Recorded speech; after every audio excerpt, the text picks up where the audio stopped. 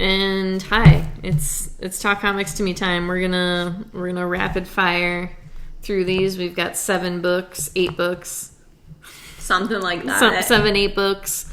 Heather had a lot more than I did last week, but all of the ones that she is not talking about, she dropped, so they don't matter. For the most part, I think the only one I didn't was Batman Urban Legends. So I'm just gonna say it now: Batman Urban Legends. But yeah, so they don't matter enough. They've been erased from the memory. Forget about them. And we're here to talk about these comics only. That was the Men in Black Flash. Which actually is funny because had I done that, it would have been directed towards us. We would have forgotten. Yeah. Okay, so this is Jane Foster, The Mighty Thor. This is issue number 3. This is just Jane Foster tiptoeing back and forth between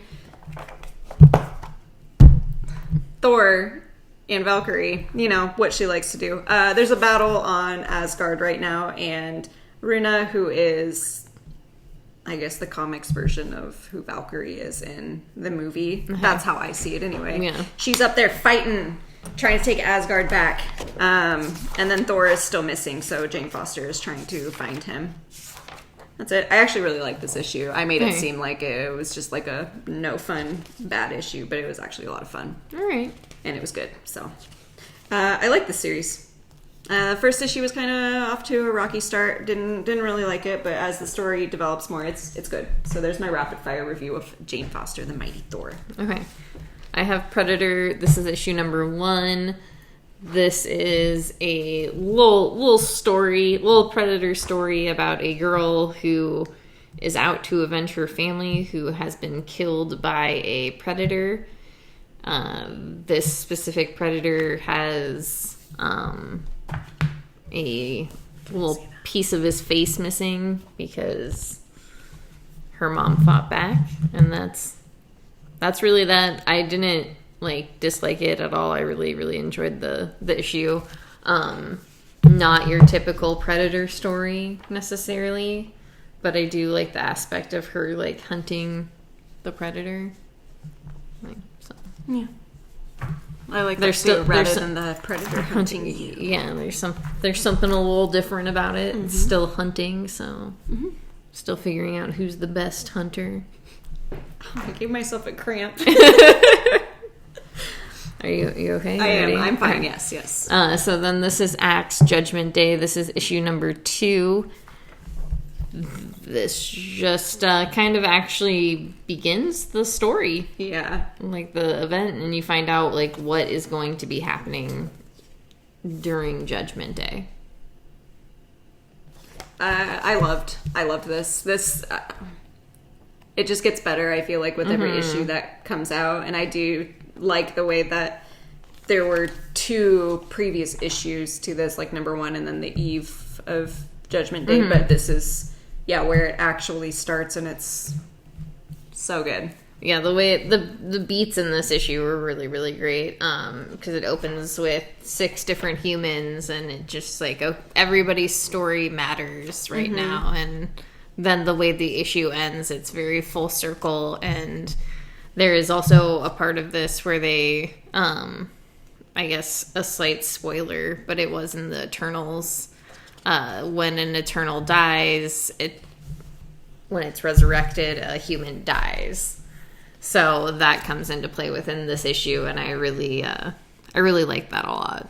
And I really liked how that tied into the story.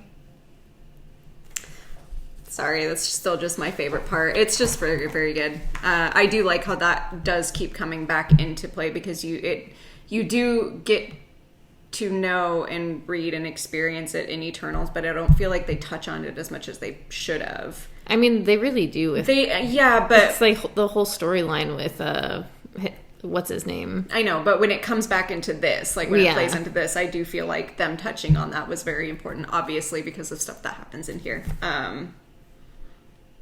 Is there anything you're excited for with this? Do you have any hopes and dreams? I don't necessarily. I think that's something I really like about Kieran's stories, is that I don't know. I'm just excited to see I'm excited to see how the judgment works into it, and obviously I think God's judgment is always to an extreme. Yeah, I like how they keep kind of changing what they're being judged on, or like what the judgment is, because before the series starts, you think it's going to be like one thing, but then one little aspect of it changes, and you get an Ashton Kutcher butterfly effect, and like it changes like the whole plot. Yeah, I know, it really does change the whole entire plot of the event. But yeah, I'm excited. Do you have anything you're excited for, or like? No, I'm waiting for the next butterfly. I like how like, yeah, every issue has been like something different happens, and it changes like the trajectory of the story, and I think that's really cool, and that's probably why, yeah, you can't really like make any guesses because you don't know what's going to happen. Yeah, because I could have never guessed. Like... No, not at all. And the fact that this is like how it starts too, it's just like, well, I didn't see that coming, like at all, based off of how the last two issues went. Because you really do. You do think it's going to be like one thing, and it's like, well, actually, I'm going to be this whole different thing. Yeah. And you're like, okay, I guess. Just let me rewrite your brain, because that's what's happening. I do like it. I like the characters that are kind of making, or like starring, I guess, in it, who are like at the forefront of it, especially for the mutants, because there's just so fucking many. There's so many of them, and obviously we got Eternals. And I also, one of my favorite parts is how the Avengers, while part of the story, are not as major as the other ones. Love that. I think they need to take a back seat. You know, they don't deserve to be all the way up there. I'm tired of them. They need to chill. That's fair. Yeah. I've read too many Avengers stories. I'm over it. Also fair. All right, I'm going to talk about this. Okay. This is DCeased. This is... I was trying to find the rest of the title. War of the Undead Gods. I'm pretty sure this is the last DCeased series, and I think this is going to be the last time you're going to hear me say this, too, because I say it every single time DCeased comes out. This is just the first issue. This takes place 5 years after the initial DCeased story. So they have discovered the cure for the anti-life equation, and they are slowly trying to bring back certain superheroes, the ones that they're able to anyway. This issue focuses on Superman, who's just been chilling in the sun for the last 5 years, just literally just absorbing its energy. When they show him, it's not funny, but it still just made me laugh so hard, because he's just naked in the sun, missing one arm, just like juicing up, you know? It's cool. I do still really like just juicing up. I like this story a lot, and that's why I keep coming back to it. And that's all. That's all I have to say about that. I'm not going to go too into it. It's just a fun story. I'm done. Are you? Yes. Are you sure? I'm done. Okay. I have Punisher. This is issue number 5. We need to get that stand, dude. We'll both feel better once we do it. This just continues. I was like, what are you going to say about this? I'm trying to think of what to say about this, because, as you all know, this is a story about Frank being the head of the hand, and some weird monsters and gods going on in here, and his wife is resurrected, and he realizes once he takes her out of this place that she dies, and then it flashes back to kind of how they meet.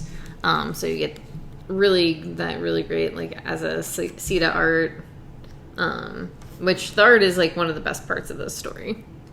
But yeah, this issue, Frank gets a friend in the past, and things kind of go sideways once he gets a girlfriend, and it was a young love, but like, you know, young lasting love. That makes sense. Young boys are dumb. Yeah, so it's, I don't think I'm like hate reading it necessarily, as much as I'm just reading it because I'm just like curious like how it's going to end. So there's at least an aspect of it that you like. No, not necessarily. No, not necessarily. Like, it's like, I don't know how to pinpoint exactly what I don't like about it. I just feel like it's not a very, like, strong story. I don't think it's really saying anything, which is fine. Like, you can have stories don't really say anything. But I think it feels like it's trying to say something. It's just boring. Yeah. Like, I like the flash back and forth. I just feel like I suppose they're also, like, the changing of the symbol, though this, like, at the end, Ares does come in and is like, what's up? Check out my muscles. And I will get the Punisher redeemed. We'll get that Punisher symbol back. I like that Ares is a Greek god, and he's like, check out my tank top. check out my fucking Punisher tank top. Yeah. Yeah, it's very silly. Like, exactly. It's just like, I can't take it seriously, and I feel like, it's a comic book. I shouldn't take it seriously, and I shouldn't take any Punisher comic seriously. That's how you get fucking cops. True. Actually, I think they don't take it seriously. They're just too stupid to understand what it is. Anyway, that's all I have to say about the Punisher issue number 5. So we'll read it or don't. I think it's no loss either way. Yeah. I don't think it's really... If you like the Punisher, I don't know how you'll feel about it. Maybe you'll like it. This is the Jurassic League. This is issue number 4. Mm-hmm. Smells good. It does. That's a good smelling book. This is a book by Daniel Warren Johnson about the Justice League as dinosaurs. Mm-hmm. I didn't read this, so Heather would have to talk about it. You just get the birth. You get a birth. You get a birth. I said that. I had more to say about it, but there is a birth in here. Is it? Yes. An egg hatches. Okay. You get the birth of a dinosaur, and it is the dinosaur version of a bad boy that you see in a lot of DC comics. Bad boys for life. Mm-hmm. And it was a big part of Mr. Miracle. All right, cool. It was a dinosaur. I'm sure you can figure it out. Keep flipping. I'll keep flipping. Bro, you're gonna find it. Don't worry. See? Wait. Oh, sorry. Keep going. I was like, that's Aquaman. One more. There you go. Right here. There's his birth. There's shit. His birth. I guess. He tore out of that egg. There he is. He's finally led to his true form. And look at... I love the actual, like, non-superhero dinosaurs. Like, they're so fucking cute. Yeah. I mean, that is, like, one of the good things about this book. I will read it. It was good. And like I said, it was way easier to understand than issue number 3. Mm-hmm. And I think, again, that was, like, a big part of the art. Like, that was why I had such a difficult time. It was easier to understand. It was more fluid. It was clearer. Yeah. That last issue, I just had too much. Yeah, there was just way too much going on. Like, the art was good in it, and it was cool and stuff, but for the content, my brain. I was looking at a Where's Waldo puzzle, and I could not figure out what was going on. Yeah. I get it. Okay, so this is mine. This is Cover the Dead with Lime. This is issue number 1. It's a Blood Moon Comics joint. I've been picking up a few of their books lately. This is a book about the Black Plague. It's told from the perspective of a plague doctor who is going around in a small English town. The Black Plague hits, and he's going around pretty much investigating, because the twist to this story is it's not just the Black Plague, it's zombies. It's just, it's twisting people. That's it. All right. I did actually really enjoy this. I like my medieval stories quite a bit, and You do? I do. You do? I thought that I was obsessed with the bubonic plague when I was little. I read a lot of books. That sounds about right. Yeah. All of this is sounding correct. I read a lot of books on it when I was little, and so I wanted to check this out because the solicit for it was very vague. It was just a story about the Black Plague, following a plague doctor and stuff, and then first couple pages you're like, oh, so this is like a zombie story. So I thought that was very cool too, because when I was little I used to have dreams about zombies. That's all I'm gonna say. I'm done talking about myself. Some good reveals today. Yeah. I mean, reveals for everybody else, not necessarily for myself. You knew. So I have Dark Beach. This is issue number 5. This is a little ditty. A little ditty. Yeah, I just wanted to try to use that. A little Diddy Kong. A little Diddy Kong. Love it. Little ditty comic about... That sounds so weird. Anyway, okay, so this is Dark Beach 4. This is a little comic about a detective who is trying to get to the bottom of the murders of these people who are obsessed with the old sun. The Earth has been knocked off its orbit. These people live in a artificial sunlight. These people think that there's been a conspiracy. Some things are revealed in this, big reveals here in this specific issue. Is it a Jesus conspiracy? Because we know it's not science at this point. No, it is definitely science. Oh, and I can't... Okay, no spoilers. Yeah, I was like, I can't spoil this in any way. You can't. But yeah, I really like this story. I like the art a lot. It's interesting. At least interesting enough for me to finish it. This one, like, the reveal of what the reveal is, I was like, oh, okay. That was it? Yeah, it was like, why? But I guess I get it. Very anticlimactic? Yeah. Or just not as interesting as you had hoped? Yeah, I feel like there was no need, I suppose. Okay. For, like, the way it was. I'll tell you later, off camera. Okay. We'll cut it. We'll cut it out. This is Mindset. This is issue number 2. This is about a group of college friends finding out about mind control. This issue, they test it. Yeah, they kind of abuse their power. Well, one of them is telling them to stop it, but yeah, nobody cares. That's mind control, baby. I really like this issue a lot. I was talking to Heather earlier. I like the way that, like, it unraveled within this issue, and you kind of get a sense for, like, where everybody stands within it. Yeah, I definitely... That came out weird. Definitely. I liked the first issue a lot. I did. Mm-hmm. It was just a lot to read. And this one also was a lot to read, but there was a lot more explanation rather than, like, background information. Yeah. So I did like that part of it a lot, how you just get to follow what they're doing rather than what they did do.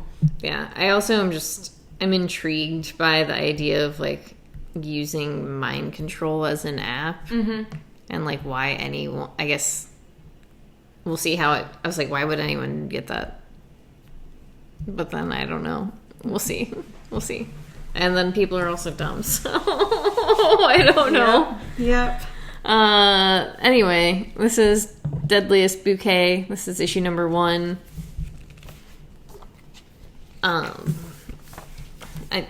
There's not really much to tell. A mother is murdered and her 3 daughters are trying to solve it.